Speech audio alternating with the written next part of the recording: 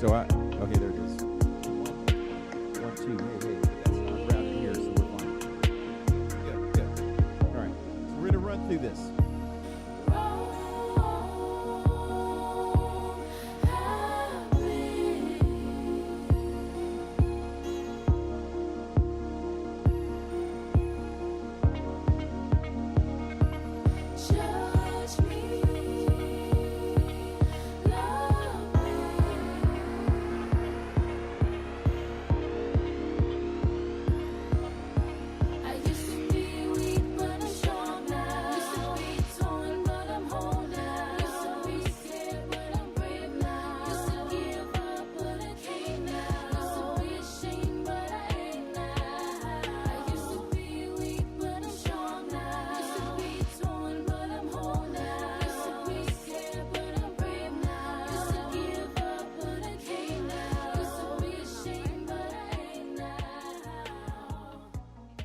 Coming to you live, we are deep in the heart of Texas, Dallas, Texas, but our hearts are with you.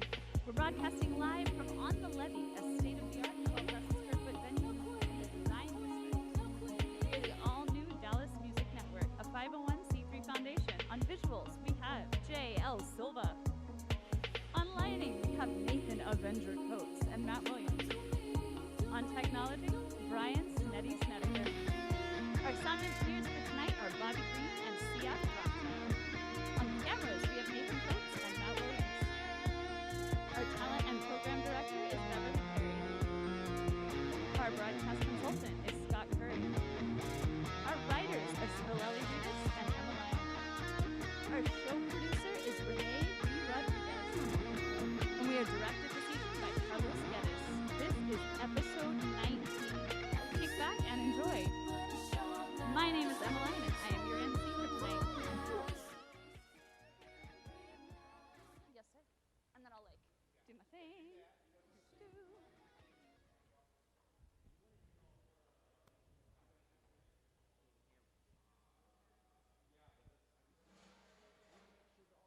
Do you want to know how classy I am? I still have dog hair on me. Now go ahead and go to the thing and do your. All right. We could not be more excited. Oh, wait. Where would you like to Stand not here, that's there, just stand right here. Okay. Just off camera. Yes, sir. I could not be more excited to bring you. I could not be more excited to bring you the American Baroque Opera this evening. We are here for episode 19 with a very unique experience. Who is the American Baroque Opera? We're going to tell you a little bit more in this video right here. No. Okay, you said the Jubilee feature also on there? Ooh, no. Okay, I will say the Jubilee feature. You have a sheet. You need a sheet? There was another sheet. I don't have a sheet. You're fine. I think it might be over there.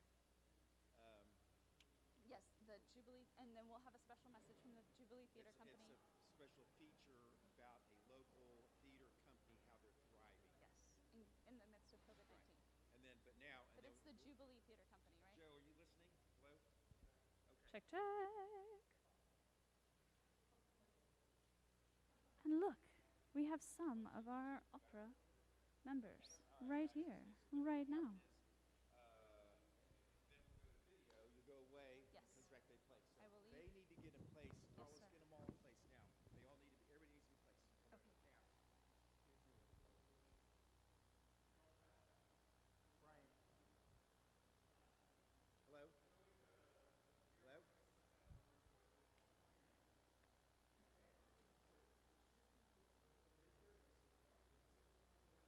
Hi. Well, thank you. It's the opera. Hi, I'm Eric Smith. I'm Nicholas Garza, and We are the American Baroque Opera Company.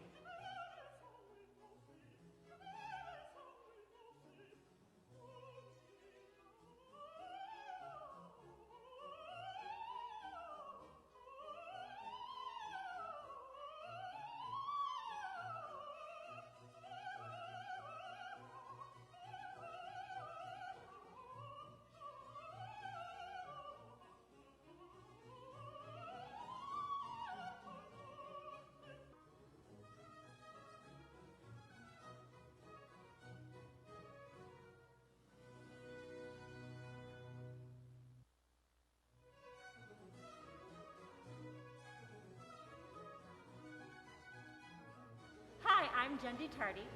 Hi, I'm Miguel Cantu. Hi, I'm Eric Smith. I'm Nicholas Garza, and We are the American Baroque Opera Company.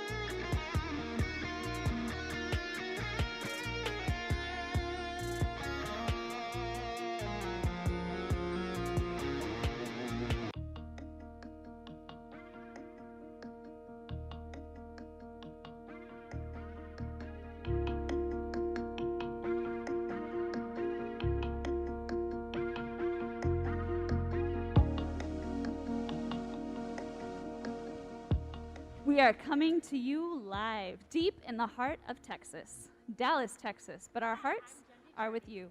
We're broadcasting live from On the Levee, a state-of-the-art 12,000 square foot venue in the Design District. We are the all-new Dallas Music Network, a 501c3 foundation. On visuals tonight, we have J.L. Silva. On lighting, we have Nathan Avenger Coates and Matt Williams. On technology, we have Brian Sneddy Snedeker. Our sound engineers for tonight are Bobby Green and C.F. Rothschild. On cameras, we have Nathan Coates and Matt Williams. Our talent and program director is Beverly Perry. Our broadcast consultant is Scott Curry. Our writers are Spillelli Rivas and Emmeline. Our fearless show producer is Renee D. Rodriguez. And we are directed by the fabulous Carlos Geddes.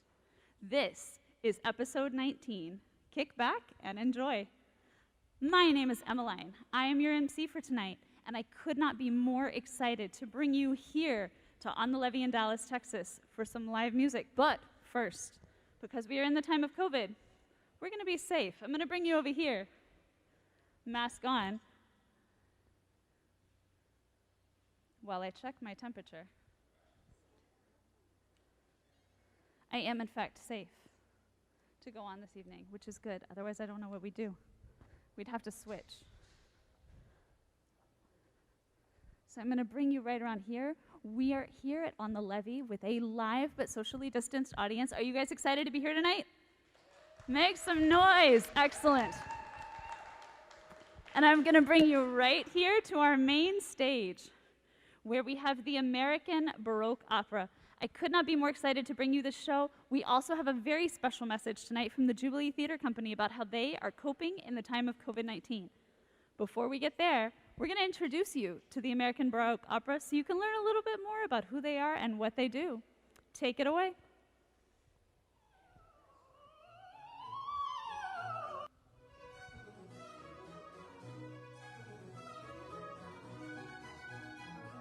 Hi, I'm Jendi Tardy. Hi, I'm Miguel Cantu. Hi, I'm Eric Smith. I'm Nicholas Garza, And we are the American Baroque Opera Company.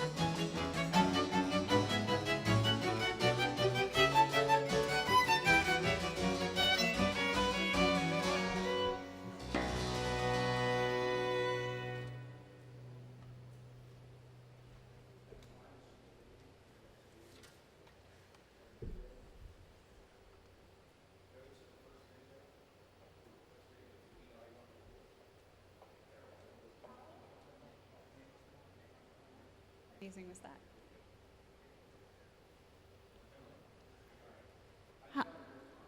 How amazing was that? Let's hear a round of applause for the American Baroque Opera. We are going to take you now to introduce you a little bit more to the members of the Baroque Opera. We have another video to show you. It's going to give you a little bit more of an inside scoop, and then you're going to get to hear even more music, this time with a vocalist.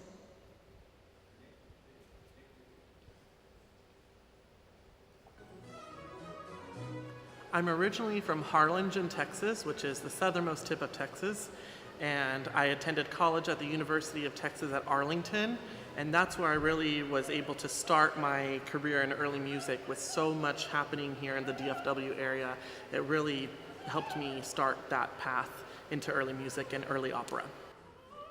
I'm a performer with the company. I sing countertenor, which is a very popular role in this style of music. And that's really what got me drawn into singing this type of music and performing opera, Baroque opera specifically, is because it is for my voice type. There's lots of music for my voice type, and it's incredible pieces of music that need to be shared. I can't wait to share music again with people.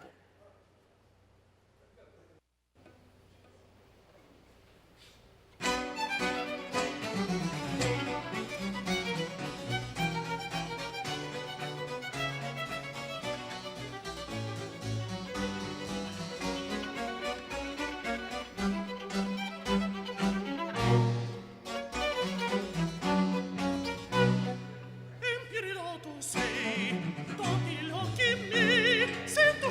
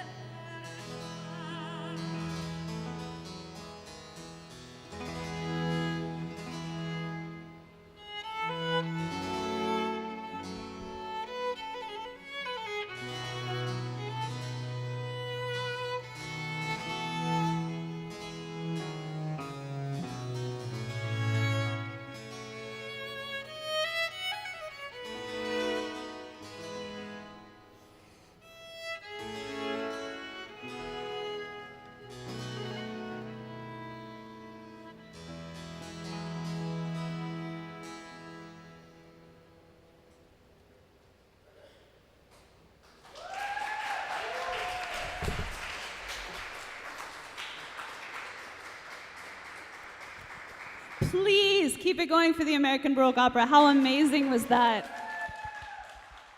So, Nick, I'm going to bring you here. And Jency, that's going to be yours. Can I get you guys to introduce yourselves after sharing that beautiful music with everybody? Yes, my name is Nicholas Garza, and I sing countertenor. My name is Jendi Tardy. I'm a soprano. Excellent.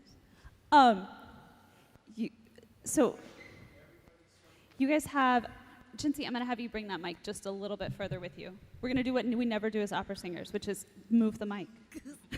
You might even get to hold it, which is completely forbidden. All right, and then we're going to back up just a little bit so we can keep social distance. You guys, that was absolutely beautiful. And I think this wonderful space that we have here at On the Levee really lends itself to creating an intimacy that we can't necessarily have right now because of socially distanced music. But can you guys explain a little bit about how it was to rehearse in this space for the first time? Because you guys are usually a lot closer together than this, is what I understand. I think the best thing about Baroque opera is you have grand opera, you have all sorts of different kinds of opera, but Baroque opera is very intimate. It's clear, it's clean, but it's warm, and it's just like this. And so we're used to being right next to our audience, and so this is pretty much the opposite of everything that we know, but we're doing our best to just reach out and pull people in. You guys feel brought in, right? How amazing was that? And you at home, I hope you all feel brought in too. I think that one of the most beautiful things that you all have done with this music especially is you have such a wonderful chemistry together on stage. And you understand so well your voices, not just as soloists, but as instrumentalists. Because you have to sit within the music and you have to find your place within the spaces to crescendo, to decrescendo, to pull it up and pull it back. How long have you all been performing together? Oof, a very long time. Before this company even existed. Yeah, we were all before this performing even together. existed, and I've known many of these people since I was 18, and now I'm 28, so 10 years. Wow. Yeah, it's been wonderful, but that's really what makes it so special, is the collaboration and true collaboration, and that's what I like about Baroque opera specifically, is you still have that type of collaboration, like a choir, like a cohesive unit, and that's what makes it so much more special than grander things. Yeah. So the intimacy, right? Yes. And it sounds like that intimacy happens not only on stage and with the audience. Oh, Or sometimes not absolutely. even on a stage, right? Sometimes you guys are right there, like Oh, nestled in the definitely. crook. And they're just as Definitely. much a part of the experience as we are, anybody here. And you guys are kind of a family now. 10 years, man? That's a Yes. long time. So we have had a bunch of pop artists. So we're broadcasting tonight to 192 countries. So go ahead and wave. Say hi to our wonderful audience. But this is Hello. something that they haven't had the pleasure of seeing before. And yet, I think we can hear echoes of contemporary music in this because it borrows so heavily from what you guys are doing. Can you talk a little bit about what inspired you to sing Baroque opera as your genre, to pick that, to kind of wrap yourself in? It was the first thing, in high school, you're looking on YouTube and going through that rabbit hole of music videos and such, and it was the first thing that truly grasped me. And I think it was Dido and Aeneas, which is my favorite opera by Henry Purcell, that really just captivated me into wanting to do this music nonstop and just only do it, although I do other things, but it's really where my heart lies. I think that's obvious in the way you grip the runs. Yes. You really leaned into that. Purcell is famous for his riffs, Yes. his vocal The riffs. melismas, yes. But Yes. Yeah, exactly. The kind of stuff that Beyonce would be like, I think I'm going to borrow that. Yeah. Mm-hmm. How about you, Jency? What was it for you? For me, it was actually through sacred music. I grew up playing the piano, and classical music was a big passion of mine. But early music I hadn't really been exposed to until I just started doing a lot of listening to everything I could get my hands on, which back then involved going to a store and buying a CD. But yeah, it was listening to music that I just didn't even know it existed, and it was just something about it just immediately communicated to me. It made sense in my brain. I love that you guys are talking about, YouTube deep diving and CDs as ancient, but you're on stage with a harpsichord. Yes.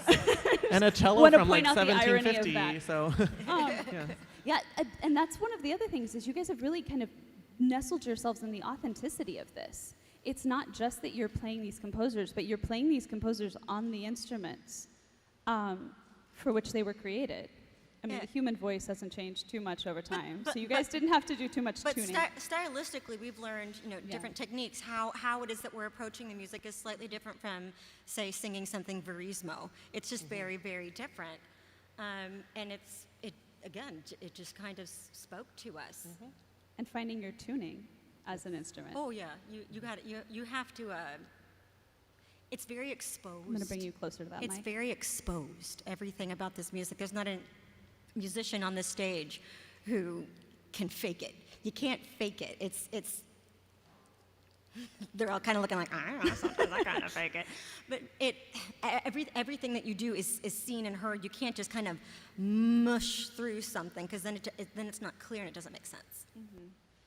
So, the space is just as important as the sound, Oh yeah.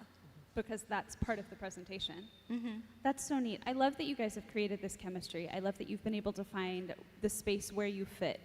And then you've also been able to find a way to give each other space to shine and to find their voice within the ensemble. I think it's a true testament to who you are as artists and musicians, and I'm so glad you've brought that here. We're not going anywhere. We're going to bring you even more music. But first, we're going to show you a little video and introduce you to another one of our singers. Please take a look.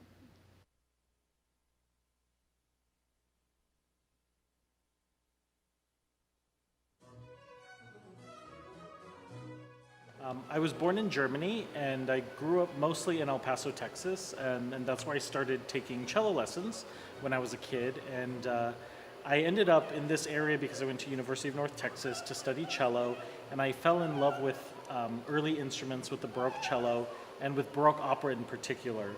And I got into, or we started the opera company back in 2017 because for years it was my dream to do Baroque opera, but no one was doing it.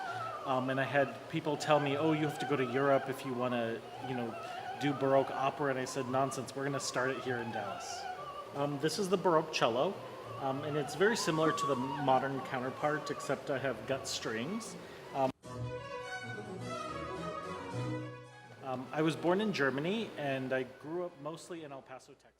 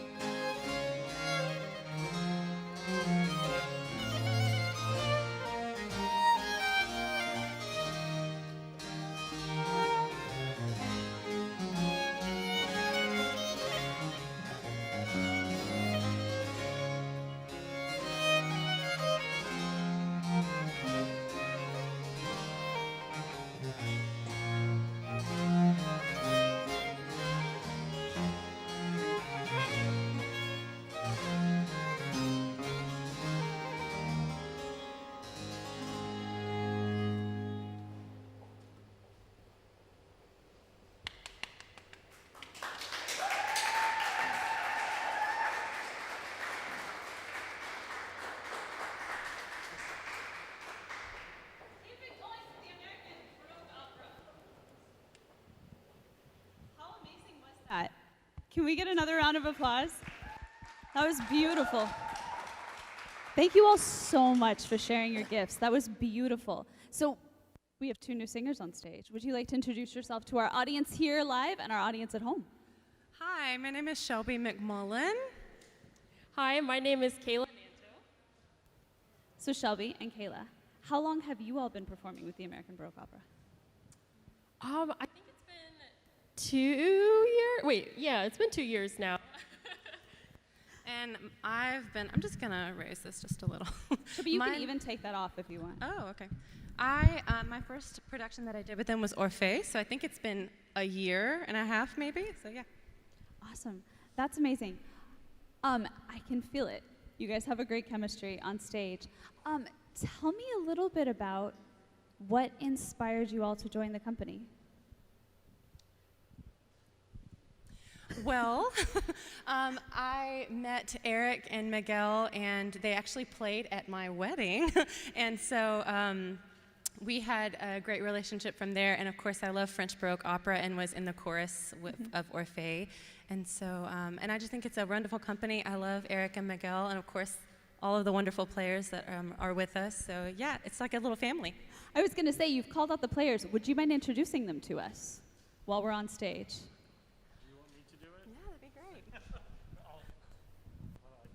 Can you hear me?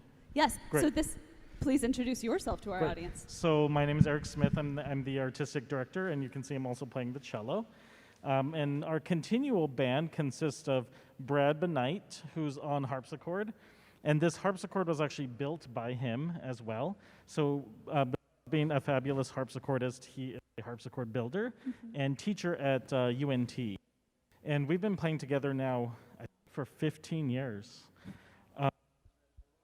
Our band, our continual band on the theorbo, which you probably have heard of, a giant lute. And then we have on upper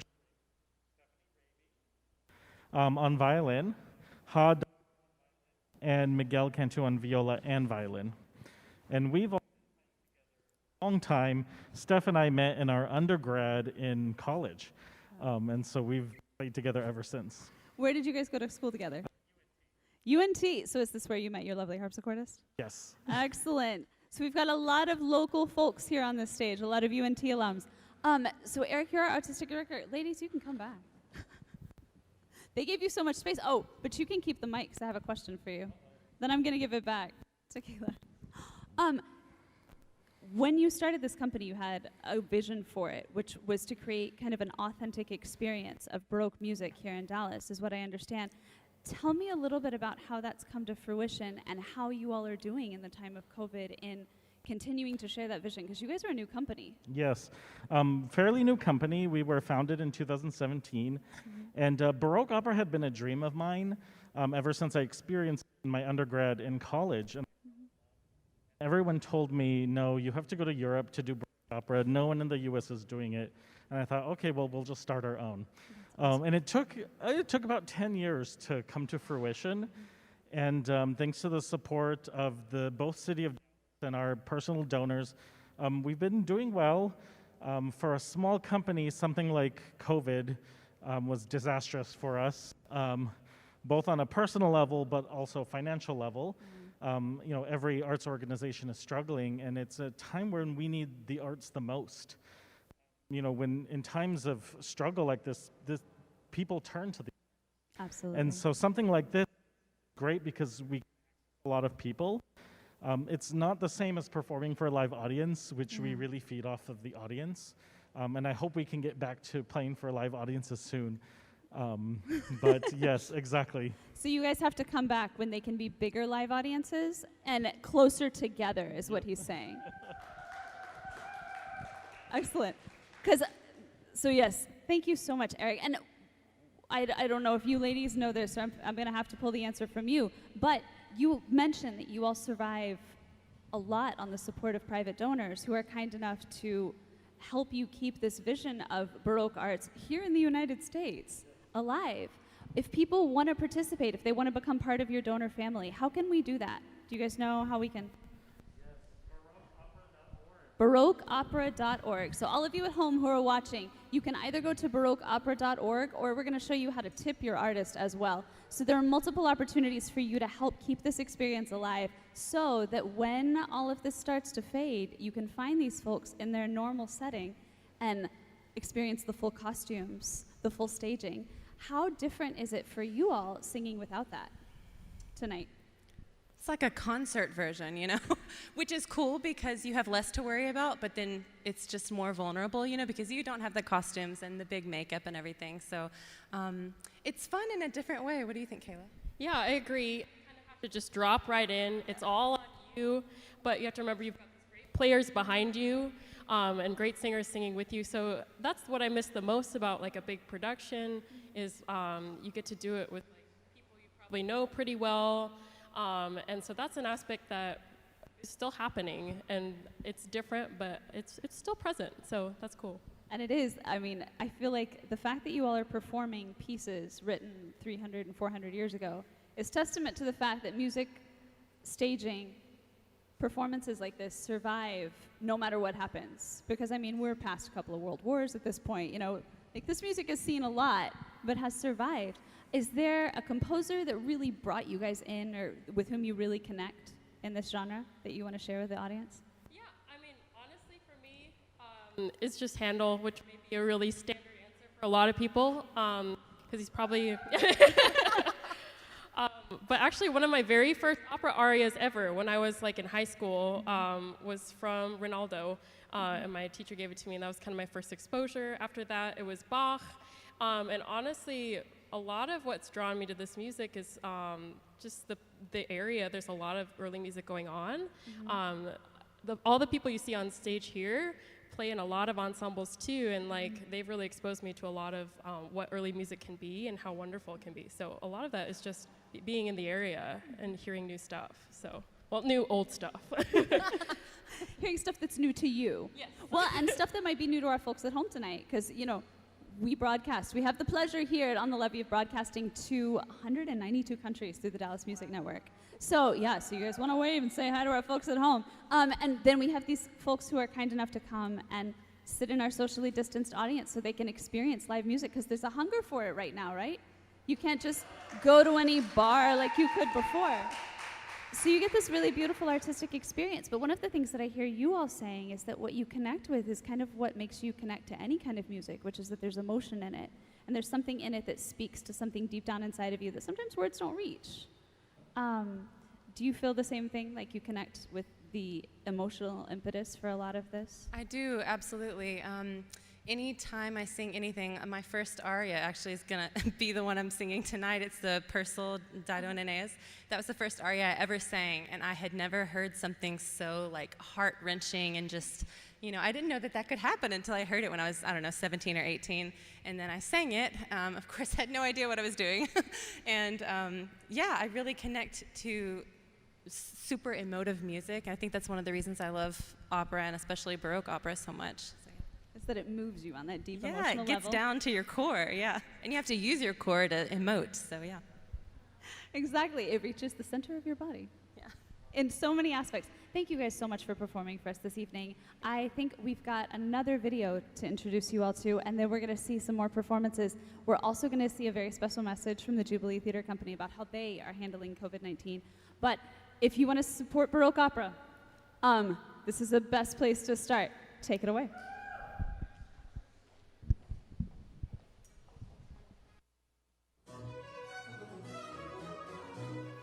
I'm Jendi Tardy, and I was born in St. Louis. I spent part of my life growing up there and part of my life growing up here in Texas. I grew up playing the violin, later switched to viola. I wasn't really good at that one either. I also played the piano growing up all the way through high school, and was going to major in piano in college, but I switched to voice because it's kind of something I really just wanted to do. And so just everything kind of snowballed from there. I've worked in a lot of different performing art forms. I've been an actor, I've been a belly dancer, I've done sacred music, singing in choirs, so a lot of theater music, but opera kind of is what I've gravitated towards mostly. And I sing soprano, in Baroque music, you kind of have larger lyric voice, and then you have lighter sopranos, and I do the lighter kind of stuff. So I guess the difference is, like with classical singing versus other kinds of singing, is like in theater singing, for instance, you bend your voice and you change your voice to emote. And in classical singing, it's through the breath, it's through the singing and the constant sound that you emote. You don't bend it, it's through the phrasing that you emote. That's the biggest difference between classical singing and other kinds. After COVID, I want to take my children to Six Flags because we have not gotten to go to Six Flags.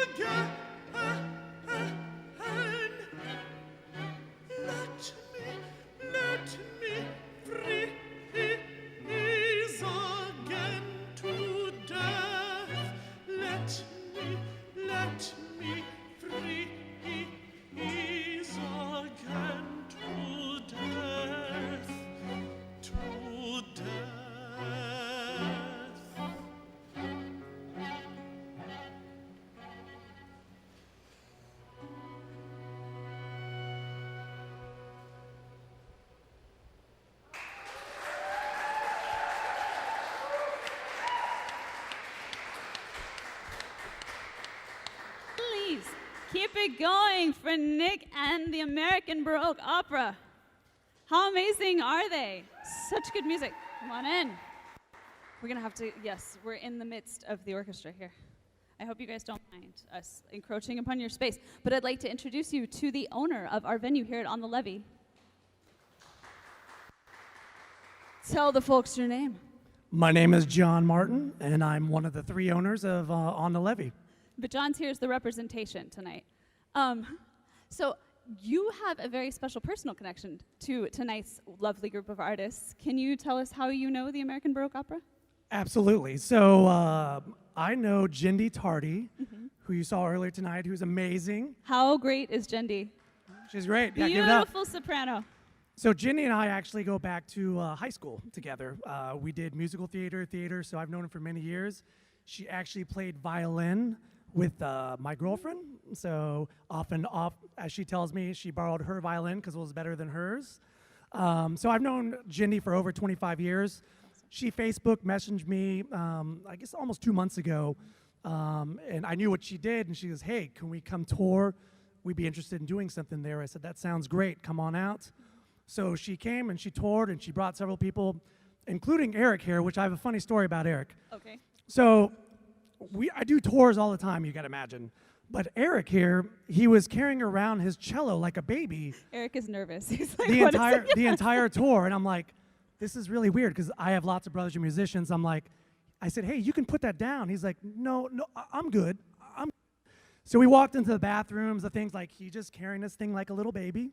And I was like, that's a little strange. Like, it's okay, no one's gonna steal it, there's no one here. And he said, so he sat down, he played a little bit, and then somebody asked him, how old is your cello? And he said, 1750. And I go, oh, it's priceless. That's why he's not putting it down. Yeah, it's a beautiful instrument. It's beautiful. I'm gonna step back just a second so we can get a lovely shot of the cello. Gorgeous.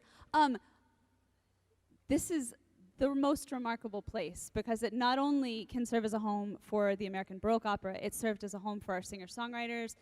They've been our home here at Dallas Music Network since we started the show 19 episodes ago. And not only that, you have hosted weddings here. You've done larger live music events, and tell me a little bit about your vision for this So venue. our vision for venues, we really want to be, we don't want to pigeonhole ourselves into one exact thing. We are an events venue that does, as you can see, everything. We do mitzvahs, we do quinceaneras, we do gallery shows. We actually had a request to do some live theater, the music, what is it, we talked about this earlier, where they come in the mystery science, or the mystery dinner theater. Mystery theater, Yes. yeah. So we're going to be doing that. We do a little bit of everything here, and it makes us exciting. Corporate events, you name it, we do it, and we pride ourselves in being very diverse in everything we do here. So if you at home are sitting there and thinking, wow, I really wish I had this awesome space in which I could hold my birthday party and have mystery dinner theater, or in which I could invite this amazing Baroque opera to come back and perform for a group of me and my 100 greatest friends. This is the venue to do it, right? This is the venue to do it. We're awesome. We're over 12,000 square feet. We have 2 awesome suites in the back, prep kitchen. We kind of have it all here. It's nice, blank space, elegant, beautiful. We're excited to, even though we opened a pandemic, this has been a great, a humbling experience, but it's been great, 19 weeks in a row, working with everyone here, music, technicians, everybody. It's been a great experience. And John, I just want to say on behalf of everybody at Dallas Music Network, on behalf of all of the folks at home who are watching, on behalf of these amazing friends in our audience tonight who get to hear live music in the midst of a pandemic, thank you. Thank you so much for giving us a home. Thank you for having this amazing space. And thank you for doing everything you can to keep it alive so that when we are able to congregate again, this is the place we can come. We are so excited. Absolutely. No, hey, I want to thank you guys, and I want to thank you guys, Yes. all the musicians. You guys in a time like this are bringing us joy. I told Michael I've never had so much fun not making money on a Saturday night. This is great to have you guys in here and all the musicians. I've met probably over 50 musicians, and you guys are great. You really do bring joy to the world, like seriously from my heart. Michael, my wife, like you guys are outstanding group of people, everybody. On the Levee in Dallas, Texas, in the Warehouse District. Check them out online, and please do what you can to help support this venue. If you don't feel comfortable, you guys are one of the unique venues in that you can do social distanced events. That is correct. You So we have even the have, space for it. at our 50% capacity, we've been doing weddings and stuff, or 300% capacity, but most of the stuff we've been doing just to be safe has been at 25% capacity. We actually are having an open house this Tuesday night on the 25th between 7 and 9 p.m. Register online on thelevy.com. Come by, meet some vendors, DJ. We'll have a little bit different setup in here, meet some good people. You heard it here first on the Levy. We are now going to take you to a very special message from the Jubilee Theater Company. John, thank you. Check them out. I am D. Wambui Richardson, Artistic Director here at the Jubilee Theater, founded on Juneteenth by the one and only Mr. Rudy Eastman and his wife. We are getting ready to go into our 40th season, and it moved around for a little bit. We were on Rosedale for a little while, then we ended up with Caravan of Dreams, and then bounced around for some time until we were able to secure this spot right here at 506 Main Street, right here in the heart of downtown Fort Worth and the Sundance area. Prominent area, one of those places where it's the central place for everybody to come and meet and greet. Well, in the beginning, a lot of what Jubilee did was very original works. Actually works that were written and created by Mr. Rudy Eastman himself. And as we got older and as we matured a little bit more as a company and as our finances got better as a company, we started to explore working with, Dramatists Guild and Samuel French and all of those other licensing houses to secure those works. The blessing of being in the DFW area is there is such tremendous talent here. As we look at our shows, we know that there's a body of actors that are ready for that layer of development to get them ready for the next production and the next stage in their career. There are so many of our stories that have not been told, and there are so many more that have to be told. And it's about finding that combination of the two, and it's also about finding that universal line that is in all of our stories, that it makes it not just about the African-American experience, but the American experience, the human experience, us being able to come together to share in the stories, and in doing so, when these lights go down and they come back up again, the community as a whole is able to see each other in a new light.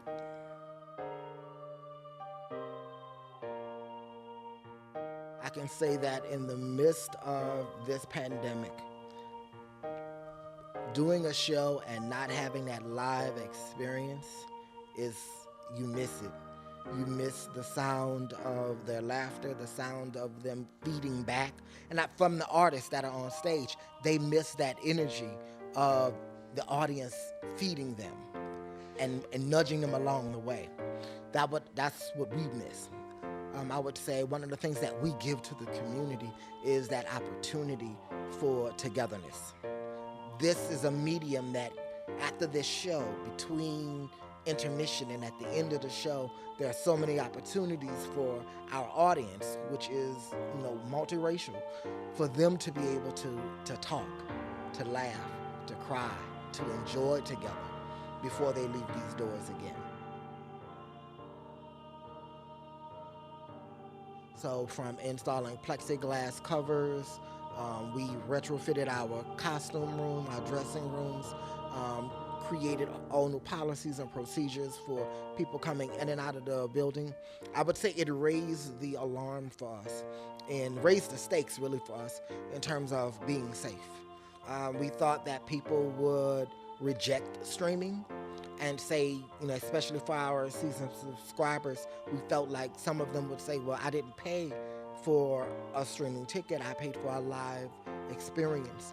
And the moment we announced that we were going streaming and we saw the flood of people responding to our social media, all saying thank you, and people who had already bought physical tickets and said, can I flip my physical ticket to a streaming ticket? The amount of release and joy that we all felt was tremendous. What I can say about where we've been and a lot of the people that have come out of it is when we look at a lot of the artists that have been here before. It is so great and so beautiful to see the careers that have evolved out of Jubilee Theater.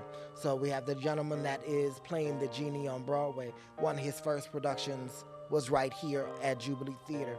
We have the artistic director of ART, who on multiple occasions had starred in productions right here. So many artists have walked through these doors and moved on to create their next level of careers. And I think that's a part of what our legacy is and what we want to do as we're not just going to survive, we have to thrive. Because sometimes surviving just isn't enough. And in the midst of that, finding that universal soul to every story that makes it compatible. Let me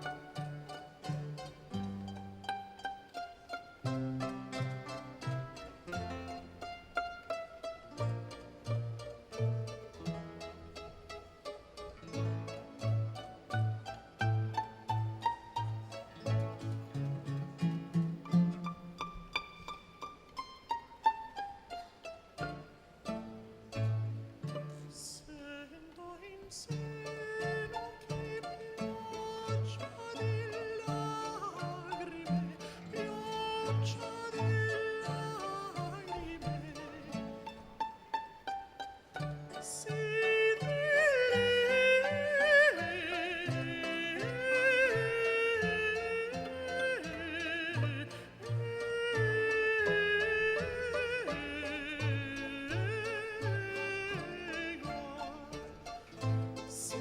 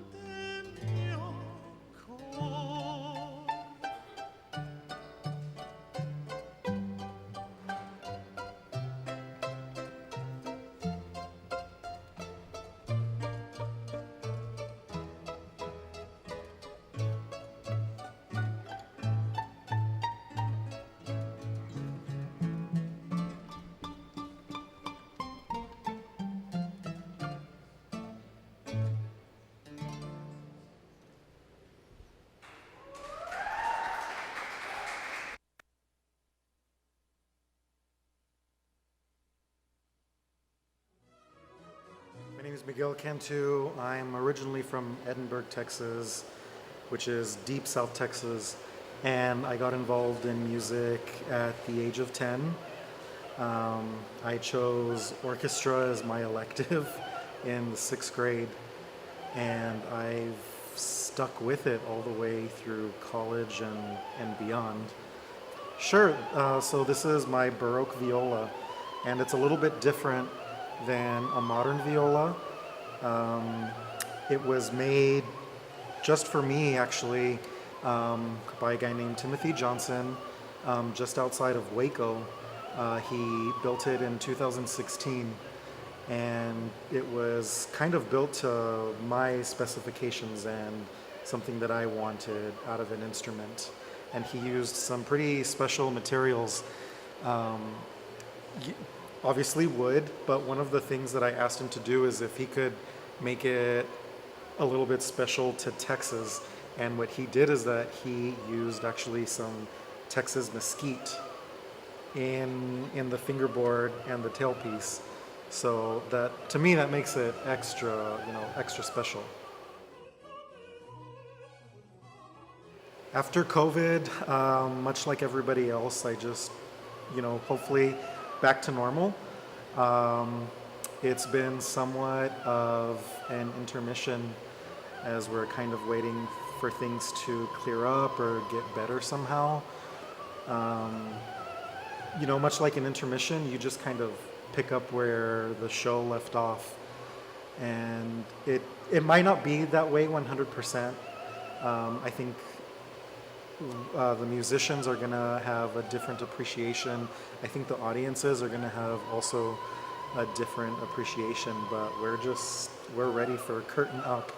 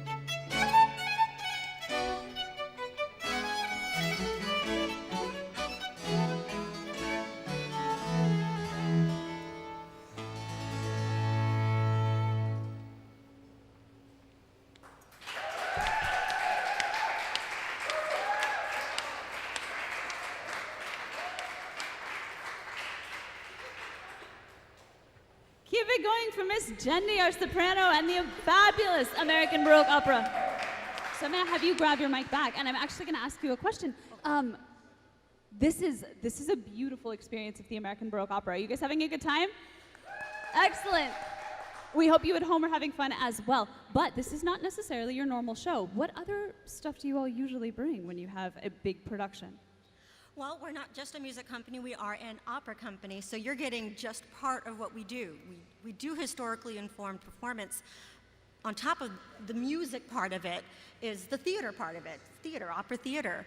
So it's not just the music, like I said, it's the costumes, it's the gestures, it's the sets, it's the props. Everything that we do, we try to bring in and incorporate the history behind it. That's really wonderful. And we want to make sure that you all don't just enjoy the American Baroque Opera now, but that you fill those seats when they come back, because they will come back. The season will be starting as soon as it safely can, and they'll get to see all of that, right? Oh, yeah. And I understand that Jendi brought a tiny piece of the costuming with her this evening. Oh, yeah. In a Baroque costume, the costume makes the character and it makes the gesture, it makes the movement. So performing Baroque opera without a corset is actually really, really difficult for me. It holds me up. So I have a minor version of one underneath. So we got a taste of it tonight. Just We got a a taste little of the bit Baroque it. corset. It's not a fully stayed corset. It's just a little something to remind me, oh, back up, shoulders down, head up, all the stuff. It was beautiful. It was amazing. And we want to make sure that we show you not only with our applause, not only with our love in the comment section, but also monetarily how much we appreciate the American Baroque Opera. We encourage you to donate, but we're going to show you how you can tip them. So come on over. We're going to go to PAC 19. So PAC, PACC -19.com. Then you're going to find the Dallas Music Network. You're going to click on the hamburger.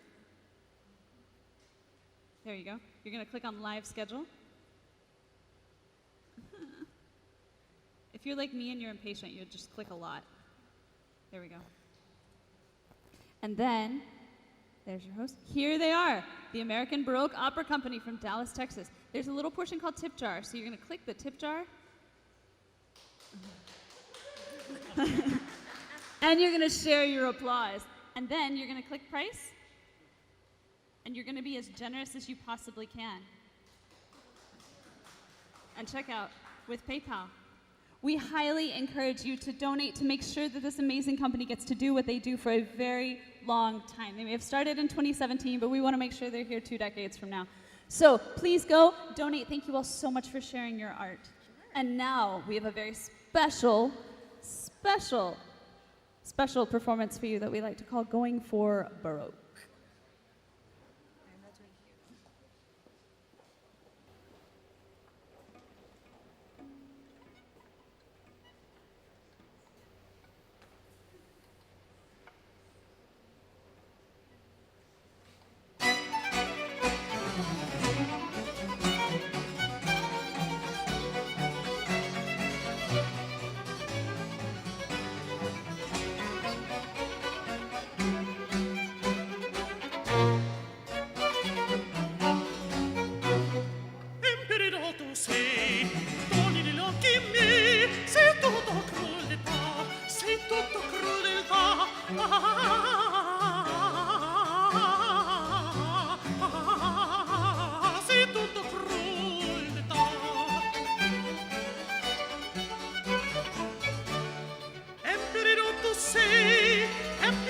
Sei, domini l'occhi miei.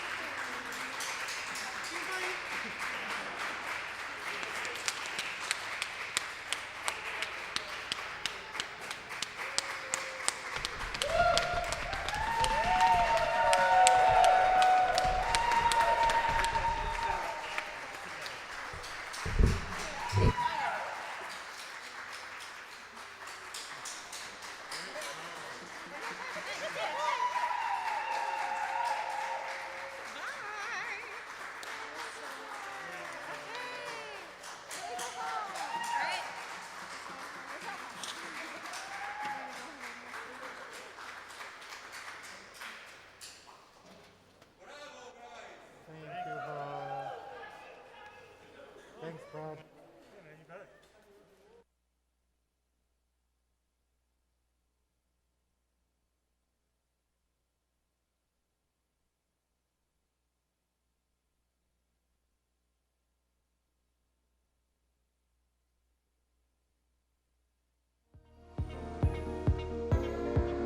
I am D. Wambui Richardson, Artistic Director here at the Jubilee Theater, founded on Juneteenth by the one and only Mr. Rudy Eastman and his wife. We are getting ready to go into our 40th